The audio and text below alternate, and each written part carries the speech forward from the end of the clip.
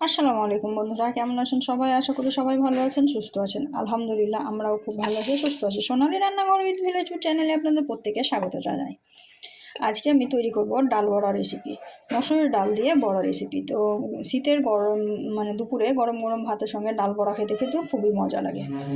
তো আজকের ডাল বড়াটা আমি একটু আলাদাভাবে তৈরি করব, তার জন্য আপনাদের সঙ্গে শেয়ার করছি। তো চলুন দেখে নেওয়া যাক আজকের রেসিপিটা।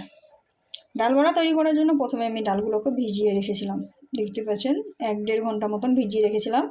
আর এদিকে আমি নিয়েছি রসুন কুচি, পেঁয়াজ কুচি, লঙ্কা কুচি, ধনিয়া পাতা কুচি, আর এদিকে একটা ডিম নিয়ে নিয়েছি। এখন আমি এই ডালগুলোকে ভালোভাবে পিষে নেব। ডালটা কিন্তু আমি পেস্ট করে নিয়েছি, আর এটা কিন্তু দরদরা হয়েছে, খুব একদম ফাইন পেস্ট করব না। ডালের বড়া একটু মুচমুচা বেশি ভালো লাগে। আর এদিকে আমি পুঁই পাতাকে কেটে নিয়েছি ঝিরিঝিরি করে। তো এটা আলাদা করে বানাবো বলেছিলাম বড়াটা, তো তার জন্য আমি বলে দিচ্ছি যে এই পুঁই পাতাটা দিয়ে বানাবো। যেহেতু ধনে পাতা আছে, কাঁচা লঙ্কা আছে, ভালো লাগবে খেতে। যেভাবে একবার আপনারা বানিয়ে খাবেন, দেখবেন খুব টেস্টি হয়। তো এখন আমি সব কিছু একসঙ্গে মিক্সড করে নেব। তো তার জন্য একে একে সব কিছু দিয়ে দিলাম। একে একে দিলে অনেক বড় হয়ে যেত, তার জন্য কিন্তু আমি একদম সব কিছু রেডি করে নিয়ে তারপরে আপনাদের সঙ্গে শেয়ার করছি। তো এই তো আমি দিয়ে দিলাম। এখন আমি এখানে দিয়ে দেবো একটা ডিম।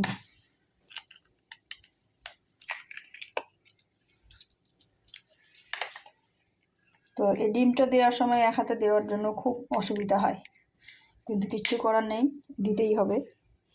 আর এখন আমি এখানে দিব অল্প অল্প করে মশলা। এখানে জিরা ধনিয়ার পাউডার দিয়ে দিলাম 1 চামচ, দিয়ে দিচ্ছি হলুদ গুঁড়ো অল্প পরিমাণে, দিয়ে দিচ্ছি, যেহেতু কাঁচা লঙ্কা দিয়েছি তাই শুকনো লঙ্কা খুব বেশি দিব না, অল্প পরিমাণেই দেব। এই তো দেখুন লঙ্কাটাও দিয়ে দিলাম। এখন আমি এখানে দিয়ে দেবো স্বাদ মতো লবণ। তো লবণটা আমি হাত দিয়েই তুলে দিলাম, এই দেখুন। তো এর থেকে বেশি কোনো উপকরণ আমি দেবো না, এগুলোই দিয়ে আমি ভালোভাবে হাত দিয়ে মাখিয়ে নেবো। আর এটা হাত দিয়ে মাখানোর চেষ্টাই করবেন, তাহলে বেশি ভালো হবে। অল্প পরিমাণের ডালে কিন্তু অনেকগুলো বড়া তৈরি হয় এভাবে করলে, আর খেতেও ভালো লাগে।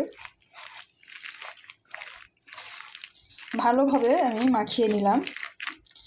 মাখিয়ে নিয়ে এখন আমি বড়াগুলো তৈরি করে নেব। তো বড়া তৈরি করার জন্য একদম বেস্ট সুন্দরভাবে মাখা হয়ে গেছে।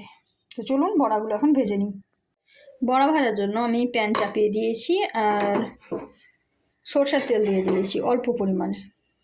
এই বড়া ভাজার জন্য কিন্তু খুব বেশি তেলের প্রয়োজন হয় না।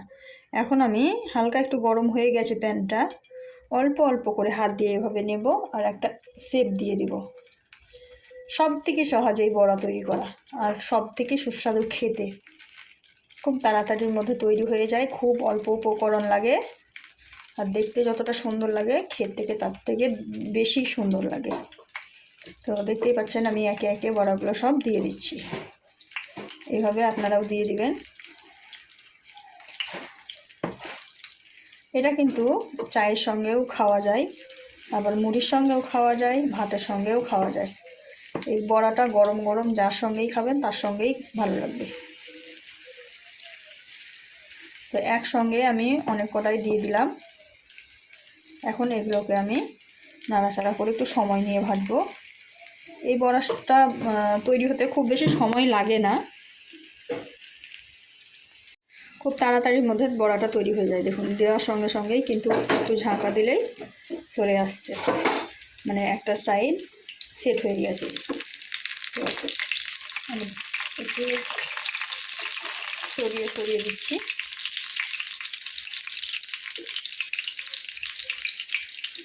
দেখুন কত সহজেই সরে যাচ্ছে। খুব অল্প তেলে খুব কম সময়ের মধ্যে এভাবে যদি তৈরি করে খাওয়ান, মেহমানরা খুব প্রশংসা করবে, আর বাড়ির ছোট থেকে বড় সবাই কিন্তু খেতে পছন্দ করবে। আমি বড়াগুলো একটু উল্টিয়ে পাল্টিয়ে কড়া করে ভেজে নেব। একে একে বড়াগুলো আমি উল্টিয়ে দিচ্ছি। আর যেহেতু পুঁই পাতা দেওয়া আছে, পুঁই পাতা দেওয়াতে বড়ার স্বাদটা আরও বেশি সুন্দর হয়ে গেছে। একবার হলেও এইভাবে পুঁই পাতা দিয়ে তৈরি করে দেখবেন। আমি উল্টিয়ে দিলাম, সবগুলো বড়া আমার উল্টানো হয়ে গেল। তো এভাবে উল্টিয়ে পাল্টিয়ে একটু সময় নিয়ে ভেজে নেবেন, তাহলে কিন্তু পারফেক্টভাবে বড়াগুলো রেডি হয়ে যাবে। যখন একটা সুন্দর কালার চলে আসবে তখন বড়াগুলো তুলে নেব।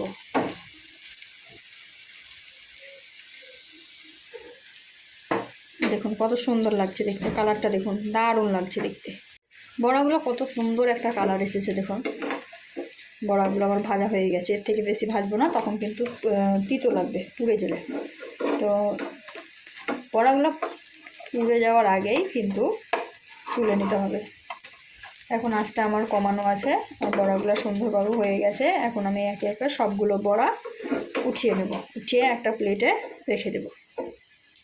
বড়াগুলো আমি তুলে নিয়েছি, আর ওই তেলেই কিন্তু আমি বাকি বড়াগুলোও ভেজে নেব। তো তার জন্য বাকি বড়াগুলো দিয়ে দেবো। দেখতেই পেলেন কত কম তেলে কিন্তু বড়াগুলো ভাজা যায়, খুব অল্প পরিমাণে তেল দিলেই কিন্তু ভাজা যায়। তো আমি ওই তেলে এখন বড়াগুলো সবগুলো বড়া ভেজে নিয়ে তারপরে আমি আপনাদেরকে দেখাচ্ছি। অর্ধেক বড়া হয়ে গেছিলো, তুলে নিয়েছিলাম। এটা কিন্তু সব বড়া নয়, আগে আমি 2 পিস খেয়ে নিয়েছি। তো তারপরে আমি বাকি বড়াগুলো হয়ে গেছিলো, তো সেগুলো আমি তুলছি। এই বড়াগুলো এত টেস্টি হয় যে জানি না কার কী হয়, আমার তো একদম বানাতে খেতে ইচ্ছা করে। তো তার জন্য আমি 2 পিস খেয়ে নিয়েছি, তারপরে তোমাদের সঙ্গে শেয়ার করছি। তো আজকের বড়ার রেসিপিটাও কার কার ভালো লাগলো কমেন্টে জানাতে ভুলবে না। আর এই ধরনের বড়া যদি না খেয়ে থাকো, একবার হলেও বানিয়ে খাবে, দেখবে খুবই টেস্টি হয়। তো এই তো সবগুলো বড়া আমার হয়ে গেছে। আজকের ভিডিওটা কিন্তু খুব বড় করব না, এই পর্যন্ত। দেখা হবে এই ধরনেরই আরও নিত্য নতুন রেসিপি নিয়ে পরবর্তী ভিডিওতে। তো ততক্ষণ সবাই ভালো থাকবেন, সুস্থ থাকবেন, আর আমার জন্য সবাই একটু দোয়া করবেন। খোদা হাফিজ।